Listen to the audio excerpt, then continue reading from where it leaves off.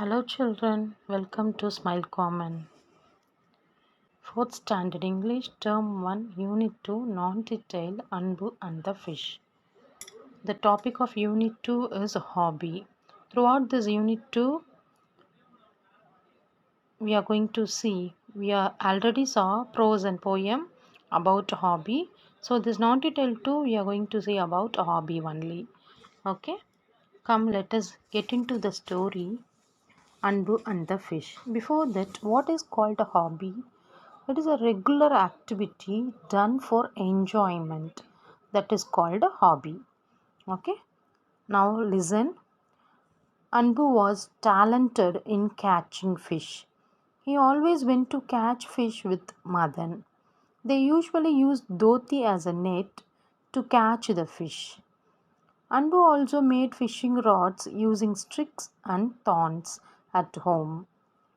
So Anbu is very talented in catching fish. So அன்புக்கு வந்து மீன் பிடிக்கிறதுனா ரொம்ப பிடிக்கும். So Anbu have another friend, that boy's name is Madan.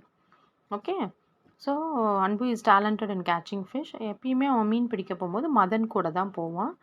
So அது அவங்க மீன் பிடிக்கிறது எதில் பிடிப்பாங்கன்னா, நெட்டுக்கு பதிலாக they use dhoti as net. தோத்தினா வேட்டி. ஸோ அந்த வேட்டியை தான் என்ன பண்ணுவாங்க, வலை மாதிரி தண்ணியில் போட்டு இந்த பக்கம் வந்து அன்புவும் அந்த பக்கம் மதனும் 2 பேரும் பிடிச்சிட்டு மீன் பிடிக்கிறதுக்காக தண்ணியில் போடுவாங்க. Anbu also made fishing rod using sticks and thorns at home. So Anbu வந்து அது மட்டும் இல்லாமல் தோத்தியை நெட்டாக யூஸ் பண்ணுறது இல்லாமல் வீட்டில் ஃபிஷ்ஷிங் ராட், ஃபிஷ்ஷிங்னா நீ ஒரு அந்த பிக்சரில் வச்சுருக்காரு பார்த்தீங்கன்னா, பெரிய லாங் ஸ்டிக் மாதிரி அதில் கார்னரில் தான்ஸ்னால் முள் வந்து கட்டிட்டா அது தண்ணியில் தூக்கி போடும்போது மீன் வந்து அந்த முள்ளில் மாட்டிட்டு வெளியில் வரும். ஸோ இது ரெண்டையும் யூஸ் பண்ணி தான் அவங்க எப்பயுமே என்ன பண்ணுவாங்க, மீன் பிடிப்பாங்க. Move on to the next paragraph. Then they shared the fish equally. Unlike their friends, Anbu and Madan were always careful while fishing. They never went deep into the pond or river. Every Sunday they would go in search of earthworms to use them as bait. They enjoyed searching for earthworms. Once the bite was ready, they would go fishing. Now listen children. So மீன் பிடிச்சு முடித்த உடனே என்ன பண்ணுவாங்க, அன்பும் மதனும் அதை ஈக்குவலாக share பண்ணிப்பாங்க.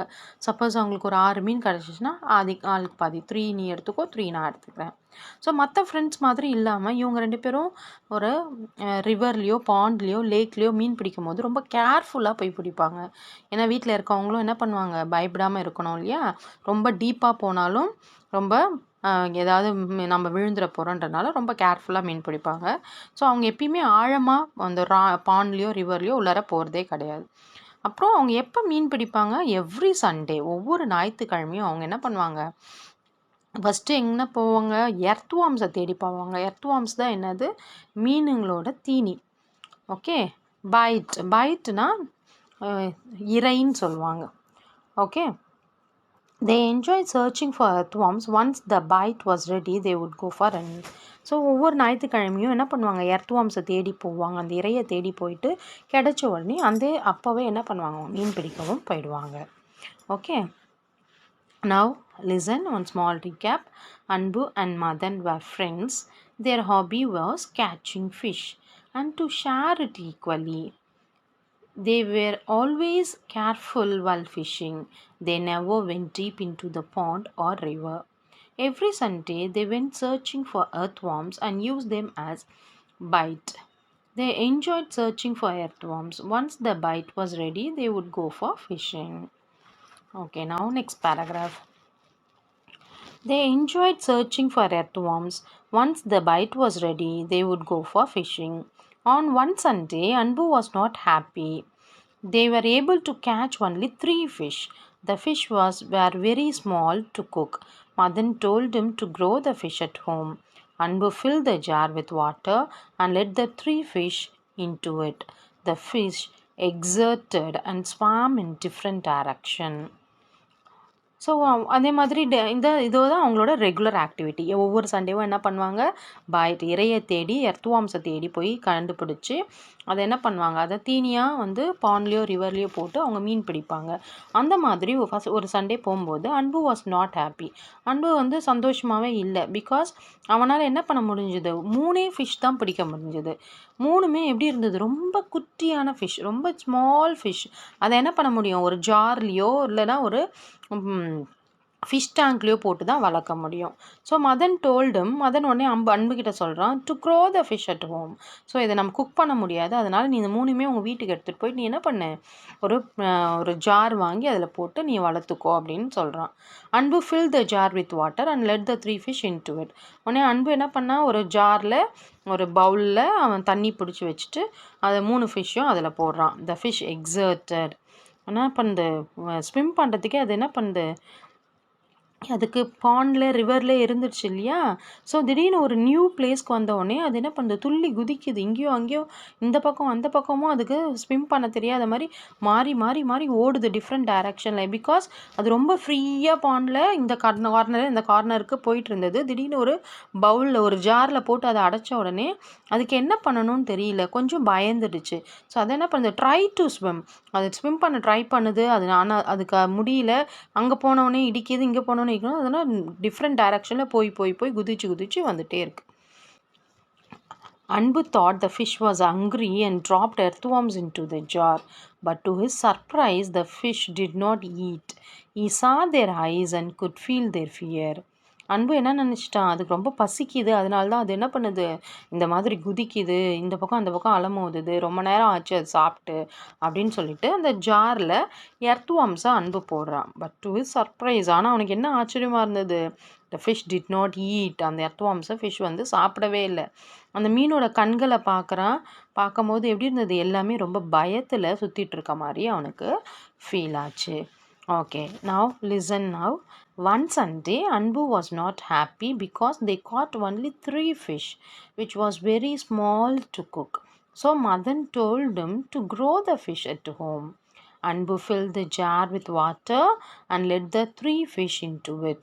The fish exerted and swam in different directions. Anbu thought the fish was hungry and dropped earthworms into the jar, but the fish did not eat. Their eyes was filled with fear. Exerted. What is the meaning of exerted? To make a big effort. Okay, try பண்றது. That is called exerted. Okay. Then next morning, he went straight to the fish jar. From his bed, he saw only 2 fish in the jar. He searched for the fish everywhere. Then he saw 1 fish on the floor. Anbu was very sad and his father consoled him. In the evening, his father got a new fish tank. Anbu changed the fish to the new tank. Next morning எழுந்த உடனே அவன் என்ன பண்ணுறான், அந்த ஜாரில் மீன் 3 மீன் போட்டிருந்தாலே அதை வேகமாக ஓடி போய் பார்க்குறான். he saw only 2 fish in the jar. ஆனால் அந்த ஜாரில் எத்தனை ஃபிஷ் இருந்தது, நேற்று நைட் போகும்போது 3 ஃபிஷ் அவன் போட்டுட்டு போனான். ஆனால் மார்னிங் எழுந்து பார்க்கும்போது 2 ஃபிஷ்ஷு தான் இருந்தது. உடனே அன்பு தேடுறான், இன்னொரு ஃபிஷ் எங்கே காணோம், எங்கேயாவது அடியில் போய் மாட்டிடுச்சா. தென் he found the fish on the floor. அதுக்கப்புறம் அவனுக்கு அந்த மீன் எங்கே கிடச்சிது, தரையில். அதாவது அந்த ஜார்லேருந்து குதிக்கும் போது அது கீழே தெரியாமல் விழுந்து தரையில் விழுந்து இறந்து போச்சு. அன்பு வாஸ் வெரி சேட். அன்புக்கு வந்து ரொம்ப கவலையாக இருந்தது, அழுதுகிட்டே இருக்கான். அவனே அவங்க ஃபாதர் என்ன பண்ணுறாரு, அன்புவோட அப்பா என்ன பண்ணுறாரு, consoled him. What is called consoled, to make someone happier when he or she is very sad. So அவங்க ரொம்ப யாராவது ஒருத்தர் சோகமாக இருக்கும் போது அவங்கள நம்ம சந்தோஷப்படுத்துறது, அதுதான் கன்சோல்டு. அதாவது ஆறுதல் அளிக்கிறது, ஆறுதல் கூறுது. ஓகேவா.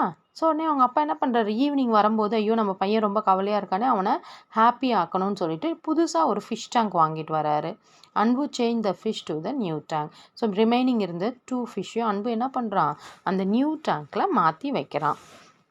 Next morning, he saw only 2 fish in the jar and another one was dead on the floor. Anbu was very sad and his father consoled him and bought a new fish tank. Anbu changed the fish to the new tank. Okay, next day. So அது முடிஞ்சிடுச்சு. Fish tank வாங்கி வந்தாச்சு. 2 மீனையும் அதில் போட்டாச்சு. Next day what happen? Anbu rushed back from school to the tank. He saw that one more fish was dead and floating on the top. He started crying. His father said, "These fish live in the river and lake. Nature is their home. It is the best to let them be free." He saw the last fish swimming alone and he felt bad. He took the fish to the same pond and set it free. So next day என்னாச்சு? அன்பு ஸ்கூலுக்கு போயிட்டு return வரான். Return வந்தவுடனே நேராக வேகமாக வந்து என்ன பண்ணுறான்? ஃபிஷ் டேங்கை தான் பார்க்குறான். He saw one more fish also dead. அதுக்கு அன்னைக்கு நெக்ஸ்ட் டே என்ன ஆச்சு? நாள் ஒரு ஃபிஷ் இறந்து போச்சு இல்லையா? நெக்ஸ்ட் டே அந்த மீன் தொட்டியிலே இன்னொரு மீனும் இறந்து மேலே தண்ணியில் மேலே floating on top. Floating on டாப்னு மேலே மிதந்துட்டு இருக்குது. உடனே அன்புக்கு ரொம்ப கவலையாகி அழ ஆரம்பிச்சிட்டான். உடனே அவங்க அப்பா அங்கேருந்து வந்து என்ன சொல்கிறாரு? ஸோ இந்த மீன்கள்லாம் எங்கே வாழும்? ரிவர்லேயும் லேக்லேயும் தான் இருக்கும். ஏரியிலையும் ஆற்றுலையும் தான் இந்த மீன்கள்லாம் இருக்கும். நீ அவ்வளோ பெரிய ஸ்பேஸில், அவ்வளோ பெரிய நிலத்தில், அவ்வளோ பெரிய தண்ணியில் இருந்த மீன்களை எடுத்துகிட்டு வந்து சின்னோடு ஒரு டேங்க்கில் போட்டு அடைச்சி வச்சுன்னா அதனால் என்ன பண்ண முடியாது? ஃப்ரீயாக ஸ்விம் பண்ண முடியாது, ஃப்ரீயாக ப்ரீத் பண்ண முடியாது. அந்த நேச்சரான ஏர் அதுக்கு கிடைக்காது, நேச்சரான சரௌண்டிங்ஸ் அதுக்கு இருக்காது, ஃப்ரீ ஏர் கிடைக்காது. அதனால் அதோட வீடு எது? நேச்சர் தான் அதோட வீடு. அதனால் it is best to let them B free. அதை ஃப்ரீயாகவே அந்த ரிவர்லேயோ பாண்ட்லேயோ கொண்டு போய் விட்டுடு அப்படின்னு அப்பா சொல்கிறாரு. ஸோ ஈ சா த லாஸ்ட் ஃபிஷ். உடனே கடைசியாக மீன் தொட்டியில் இருக்க ஒரு மீனை மட்டும் பார்க்குறான். அது தனியாக சோகமாக சுற்றிட்டு இருக்க மாதிரி அவனுக்கு தெரிஞ்சுது. அதனால் அன்புக்கு ரொம்ப கவலையாக இருந்தது. He took the fish to the same pond and set it free. உடனே என்ன பண்ணான்? அந்த மீனை எடுத்துன்னு போயிட்டு எந்த குளத்துலேருந்து அதை எடுத்துகிட்டு வந்தானோ அதே குளத்துலேயே அதை ஃப்ரீயாக விட்டுட்டான். ஃப்ரம் தென் ஆன், அந்த நிமிஷத்துலேருந்து Anbu and Madhan bought a packet of puffed rice. What is call puffed rice? பொரி.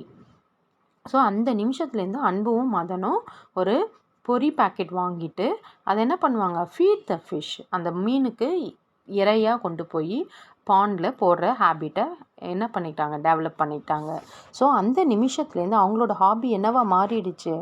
ஃபீடிங் ஃபிஷ்ஷு தான் அவங்களோட ஹாபியாக மாறிடுச்சு. Feeding fish was their new hobby. So from then on feeding fish was their new hobby. Whose hobby? Anbu and Madan's hobby. So, okay, now listen children. I hope from this story you all would have understood that whatever may be your hobby, it should not affect one more nature. Okay, our mother nature. Thank you children. If you like this video, please share, subscribe, like. Thank you.